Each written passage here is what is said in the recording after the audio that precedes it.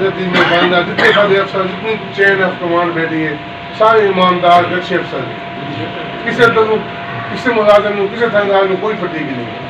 ٹھیک ہے اسی ایک نئی تبدیلی کا آغاز کرتے پہ بھائی وہ جو عاصم نے آ کے ان کی بیان واسطے اسی یہ چیزاں سے نہیں رہا منتری کسی چیز نہیں رہا کسی چیز بھی نہیں رہا ایمانداری نہ کام کرنے محنت نہ کرنے.